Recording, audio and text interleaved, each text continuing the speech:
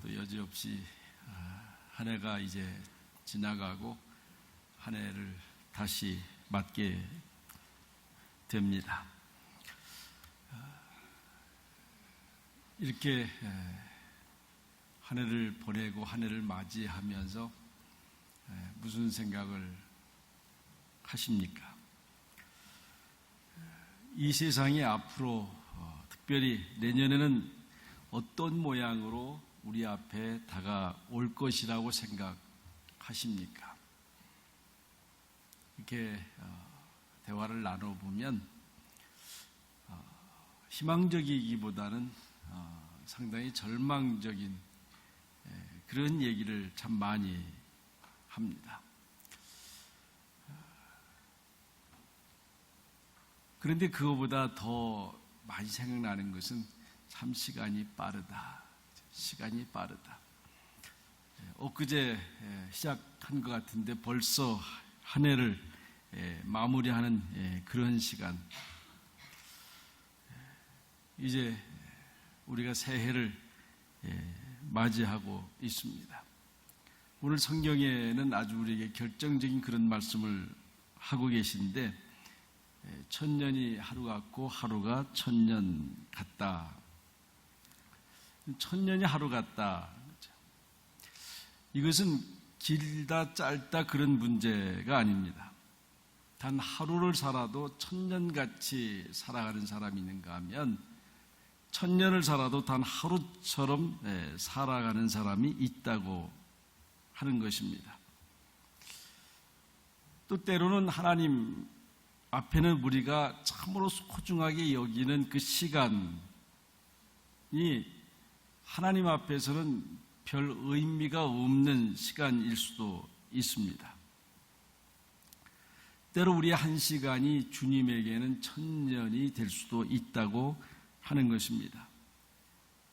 이런 시각으로 본다고 하면 우리가 정말 소중하게 여기는 지식들, 또 건강들, 또 때로 물질, 또 그럴 수도 있고 아닐 수도 있는 이런 많은 문제들에 대해서 우리는 새로운 차원과 새로운 인식과 새로운 시각을 요구한다고 하는 것입니다.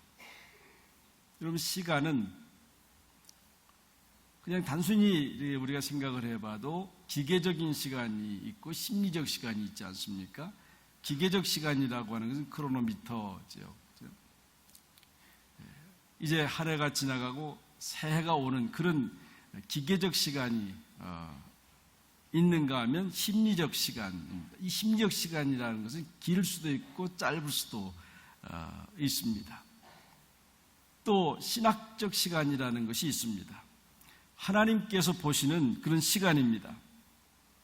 땅에서 계수하는 그런 시간이 아니라 하나님이 보시는 그러한 시간이 있는가 하면 청년의 시간과 노인의 시간이 다르지 않습니까?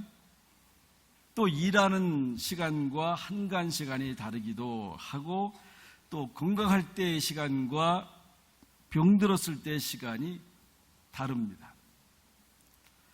이런 것을 보면 정말 천년이 하루 같고 하루가 천년 같다고 하는 하나님께서 하시는 말씀이 정말 맞는구나 하는 생각을 하게 됩니다. 우리가 아는 대로 예수님께서는 이 땅에 종의 형체를 가져 사람의 모양으로 오셨습니다. 그리고 3년 동안 인간이 겪을 수 있는 모든 일들을 다 겪지 않습니까? 그리고 결국 십자가에 돌아가시고 3일 만에 부활하셨습니다. 이 사건이 언제 있었습니까? 2000년 전의 사건 아닙니까? 그런데 그 2000년 전의 사건이 오늘 우리에게 그것은 크로노미터적 시간으로 느껴지는 것이 아니라 카이로스적 시간으로 느끼고 있다고 하는 것입니다. 바로 이 시간, 그 주님은 우리를 위해서 이 땅에 오셨고 우리를 위해서 십자가에 못 박혀 돌아가셨고 우리를 위하여 부활하셨고 우리를 위하여 주님이 재림하신다는 사실을 우리는 지금 그렇게 믿고 있습니다. 그걸 보면 하나님의 시간, 입장에서 보는 시간이 맞는 거예요. 하루가 천년 같고 천년이 하루 같다고 하는 것. 바로 그러한 사랑과 그러한 그 소중한 인내심으로 볼 때 우리에 대해서 그렇게 지금 시간을 이해하고 있다고 하는 것입니다. 주님은 바로 그러한 마음으로 우리 성도들을 바라보고 성도에 대한 기대를 하고 있지 않습니까?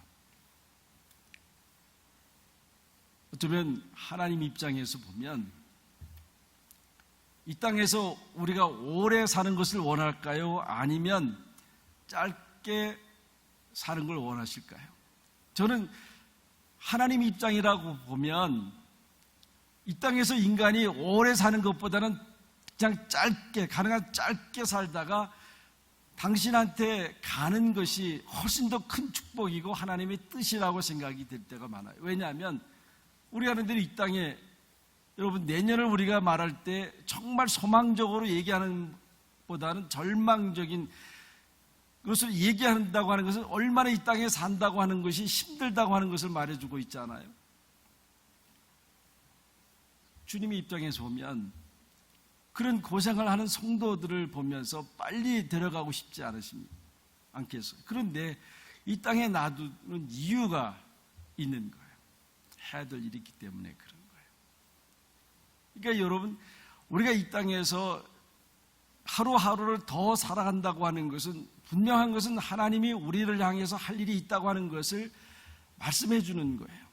그냥 생명이 길어서 복이고 생명이 길어서 축복이 아니고 하루하루 더 살아간다고 하는 것은 하나님의 뜻이 있어 해야 될 일이 있다고 하는 거예요. 때로 그렇게 살면서 겪는 아픔들, 고통들이 있을 때 하나님 입장에서는 어떤 마음이 있겠어요? 막 걱정되지 않겠어요? 막 초조한 마음이 있어요. 고생을 안 하고 정말 행복하게 살았으면 좋은데 그렇지 않은 그 모습을 보고 어떤 마음이 있겠어요? 하나님 보시기에 하루가 천년 같다. 하루가 천년 같다. 또 당신의 형상을 담고 이 땅에 태어난 많은 불신자들을 볼 때 어떻게 하겠어요? 정말 저들이 회개하고 예수를 믿고 구원받아 천국의 백성으로 살아가야에도 불구하고 회개도 안 하고 돌아오지도 않고 안 믿어요. 여러분, 그러한 사람들을 보면서 하나님 마음은 어떻겠어요? 하루가 천년 같다 그렇지 않겠어요? 하루가 천년 같다. 하나님 입장에서도 보면 시간이 짧게 느껴질 때도 있을 거고 길게 느껴질 때도 있는 것입니다. 점점 우리가 미래를 밝게 보기보다는 어둡게 보지 않습니까?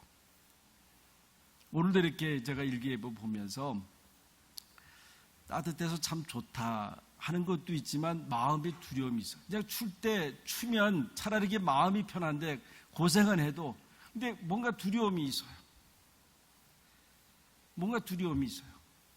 이게 정상적으로 따뜻한 거라고 하면 얼마나 이게 축복이고 감사하겠어요. 그러는데 아무리 생각해봐도 정상적인 따뜻함이 아닐 수 있거든요.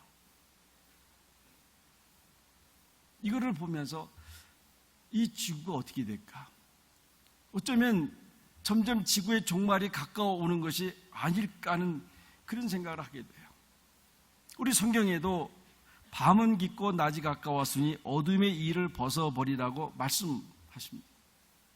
여러분, 걱정을 자꾸 많이 한다고 하는 것은 그만큼 끝이 가까웠다고 하는 그런 말 아닙니까?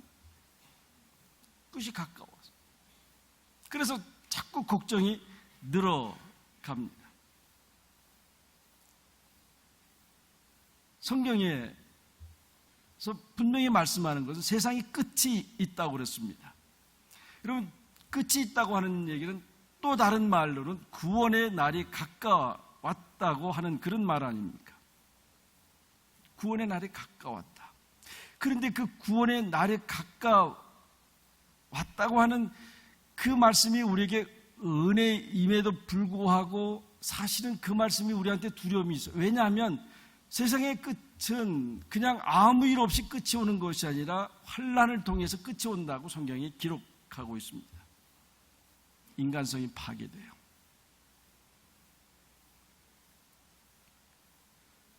정상적으로 사람들이 살아야 되는데 자꾸 이제 비정상적으로 자꾸 바뀌어가지 않습니까?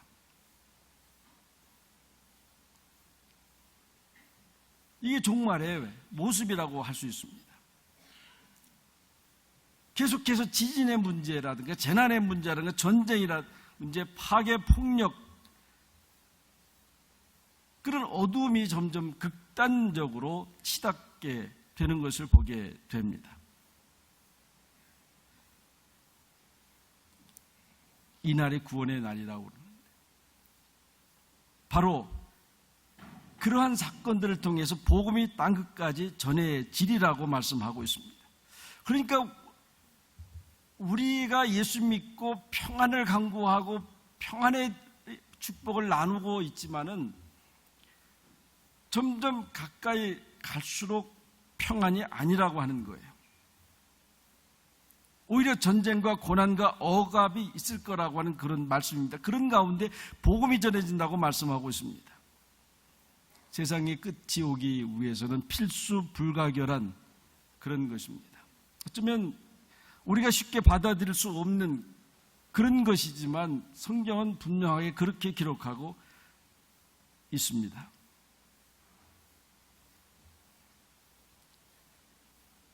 여러분, 중국을 보면 놀라는 일이 하나 있어요. 그게 뭐냐면 1950년에 교회 문을 다 닫게 했습니다. 그래서 그 당시 그래도 그 핍박 가운데 남은 기독교인들이 한 300만 명 정도 됐다고 그랬습니다. 그러다가 1980년에 중국이 문을 열었을 때에 기독 인구가 6천만 명 됐다. 6천만 명. 저도 그때 들었어요. 6천만 명 됐다. 지금은 기독교 인구가 얼마냐면 1억 2,500만 명 정도 된다고 그래요. 그 억압 속에서 기독교인이 없어졌을 것 같은데 오히려 그 핍박 가운데서도 복음이 더 전해져요. 제가 1988년 독일에 처음에 갔는데 그때 평양 축전이라는 게 있었어요. 근데 거기에 평양 축전에 갔다 오신 그 독일 분이 저를 찾아와서 그때 그런 얘기를 해요. 지금 북한에 가정교회가 굉장히 많이 있다는 얘기를 해요. 가정교회가. 북한이 예수 믿으면 다 죽는다는 거 알잖아요. 또 탄광으로 쫓겨나고 수용소로 가고, 그런데 그 가운데서도 기독교인이 있다는 얘기를 해요. 다 끝난 것 같지만 그렇지 않다는 것을 보여주고 있습니다. 오늘 본문 13절에 보면 우리는 그의 약속대로 의에 거하는 바 새 하늘과 새 땅을 바라보도다 그랬습니다. 물리적으로는 새 하늘과 새 땅을 바라볼 수 없는 그런 어둠과 암흑 속임에도 불구하고 신학적으로는 그렇지 않다는 거예요. 신학적으로는요. 여기에 역설적인 그런 진리가 있습니다. 그런 상황을 이렇게 12절에 설명하잖아요. 하늘이 불에 타서 풀어지고 물질이 뜨거운 불에 녹아진다고 말씀하고 있습니다. 하늘에 불이 타서 없어지고 물질이 뜨거운 물에 녹아지는, 여러분 우리 지구가 그렇게 된다고 한번 생각을 해보세요.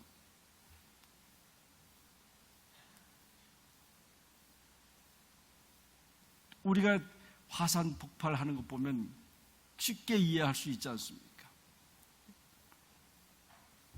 녹아진다, 녹아진다. 풀어진다 그래서 풀어진다.